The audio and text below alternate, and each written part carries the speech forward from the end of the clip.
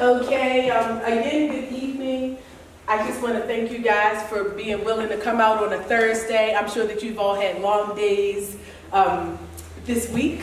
Thursday is that hump day right before the weekend, and if I can recall from conversation with Mr. Sauls, this is a holiday weekend as well, which means that when you leave here today, you'll be gone off on a nice mini vacation. So thank you for staying and extending your work week to participate in today's event. We're calling this event the Welcome Party.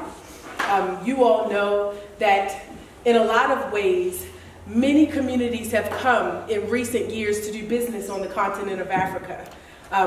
You may be familiar with some of the brands that you patronize yourself. Here in the room, we know that there are many Chinese-owned brands, there are Indian-owned brands, and all of the various multicultural entities that are around the world understand Africa as a very powerful resource. Material resources, human resources, financial resources, they're all here in Africa as the center of the world and the cradle of civilization. One community that seems to be left from that discussion is the African Diaspora. This community is comprised of over 250 million people.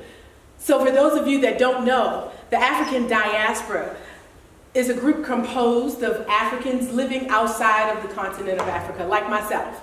So my name is Poole. I'm a soul fusion teaching artist, and I'm based in the East Coast of the United States. How many people know Baltimore, Maryland? One? Okay, we've got one, thank you. Thank you. So appreciative of that.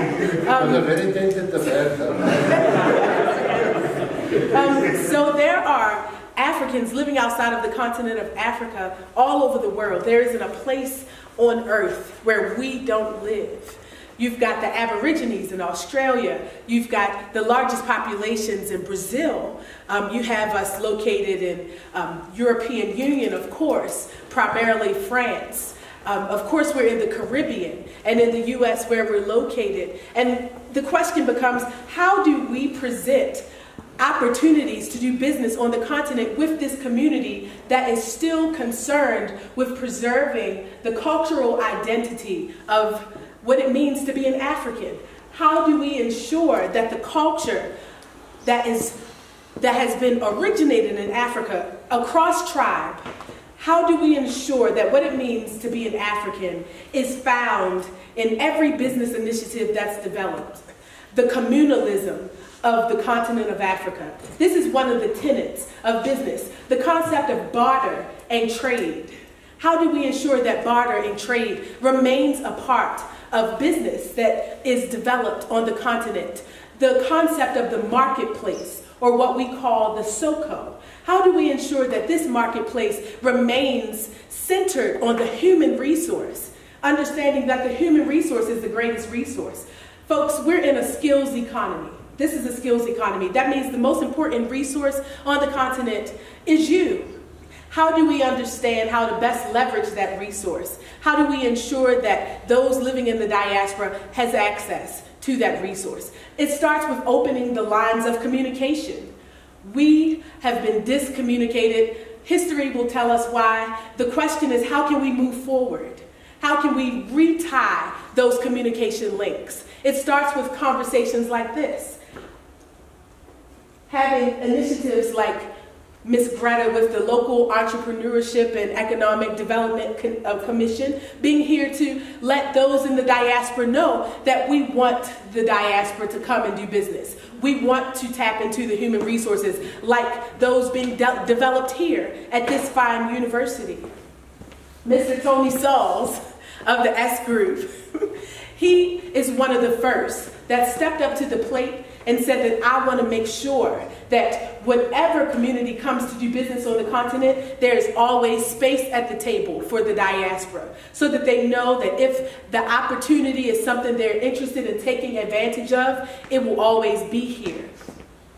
He's going to talk to you today a little about his passion, how he came to feel this way, how he came to understand the importance of African-centered business and ensuring that in all the business exchanges that we do, there's a Pan-African-centered nature to what we ensure happens So he's going to talk about his history, he's going to talk about his S group and the importance of Pan-African centered business. And then we're going to bring in one of our virtual presenters, and they're going to show you an example of the type of businesses from the diaspora and business persons that we would like to bring to work in the various industries that are budding here on the continent, especially in South Africa. We are a young organization. The Teaching Artists Institute, we work in the U.S. on both coasts as well as in the South.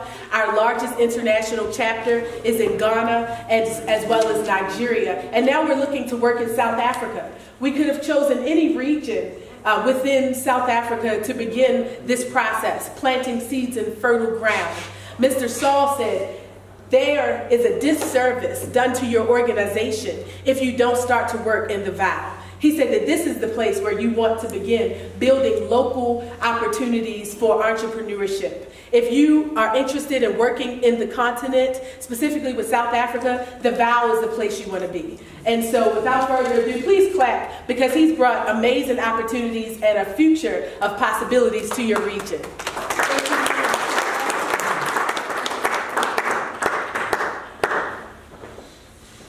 Thank you, Kim.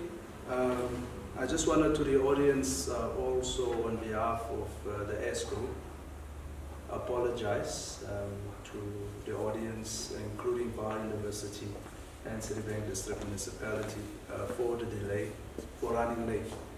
But also saying thank you, because we highly appreciate your patience, and I'm sure your patience will pay off after this gathering. Also, I just want to apologize because we have two other guests who were running a bit late, but are on their way from the US. And they should be here in the next 5 minutes or so.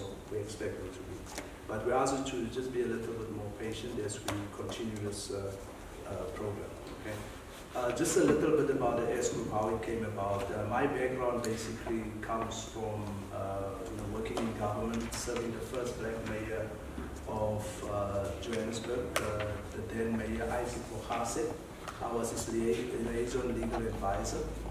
Then thereafter, when my term ended, I was recruited by the then MEC of Finance and Economic Development, Jabu Moleketi, to help him put together a few Gauteng provincial-based agencies to assist in developing legal frameworks for the establishment and the development of those provincial agencies, such as gambling boards, Gauteng tourism that you see now, Gauteng gambling board, liquor board, and then also Gauteng film office. Now, after we've actually put together film office, he actually asked me to assist the then CEO, which was born in Everton, in the Vaal. The late David Sbeko's son, Thomas Sbeko, who we recruited from New York, very well versed and experienced in the film industry. And I was actually asked, because understanding the political environment of South Africa, I was asked then to run as an operations manager, a COO, in the Gauteng Film Commission for a few years there. And when my term ended there, I then went back into private practice as a lawyer.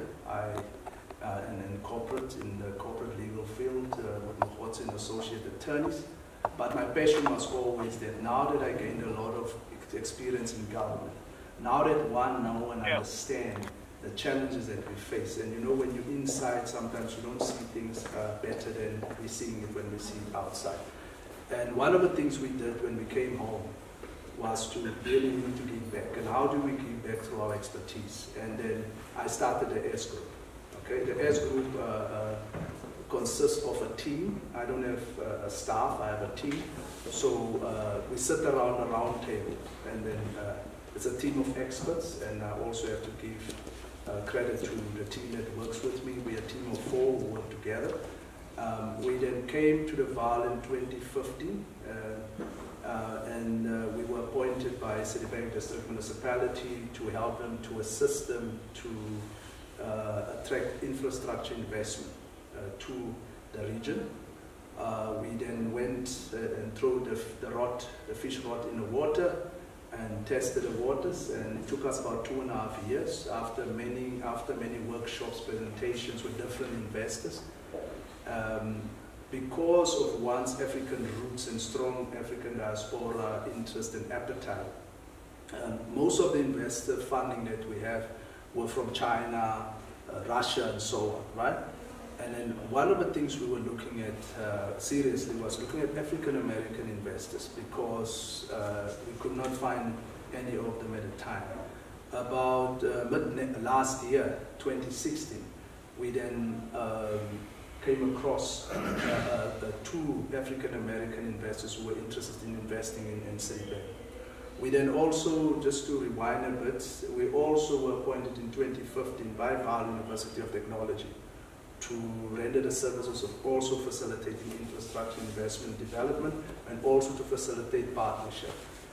Vaal University's projects that we are doing were to facilitate, for example, the skills development program, and the S group has just recently successfully facilitated facilitation service level agreement between Vaal University and the Gauteng Provincial Department of Infrastructure Development, who have actually put a fund together. And I'm not going to talk too much about that because Vaal University is going to do a formal welcome and then maybe say a few words on that project or that programs.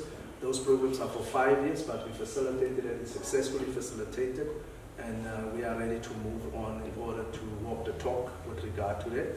And Hein van der Merwe will also explain to you who is the targeted beneficiaries thereof and how we are planning to roll it out.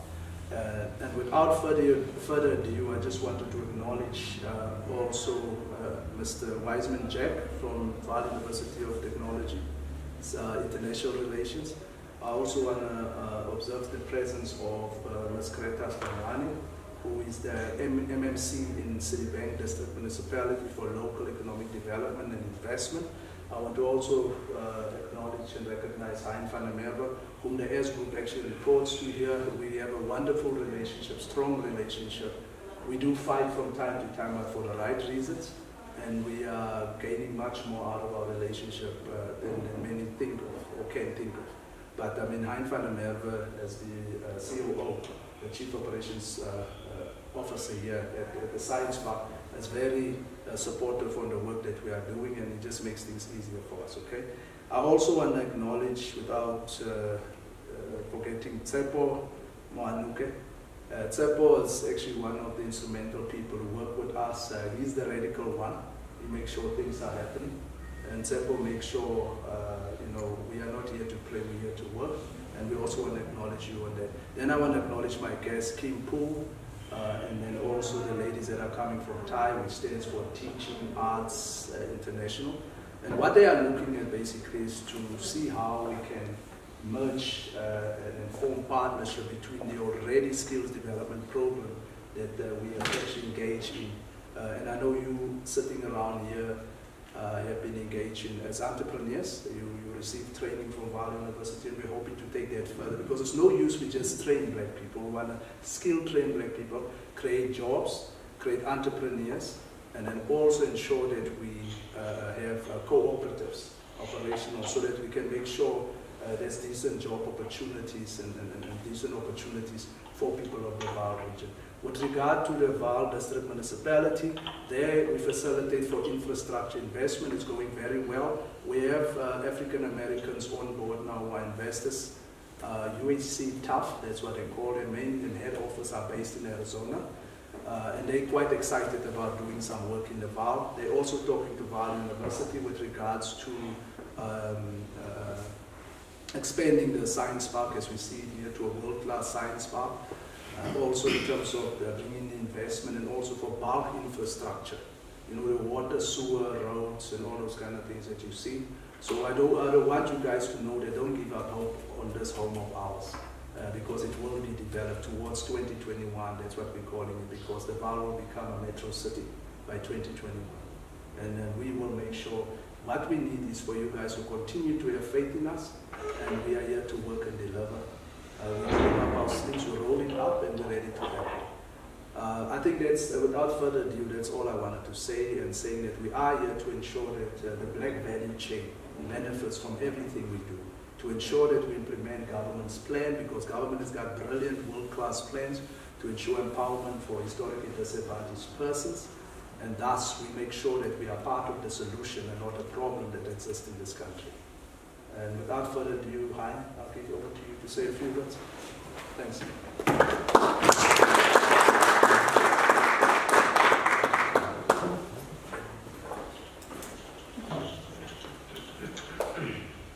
Well guys, I think by now most of the people sitting here have a good understanding of what the Science Park is for and what we are responsible for.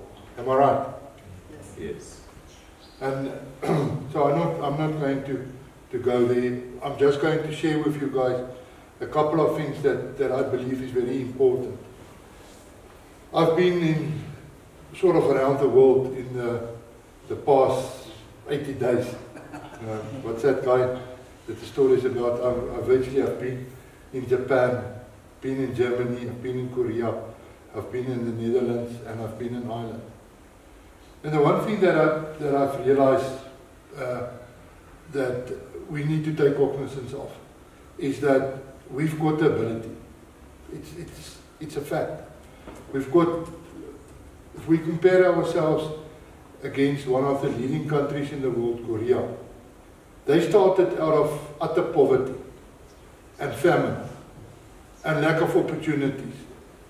And they've built a country today that they have to change their policies. They are not catching up on innovation and technology.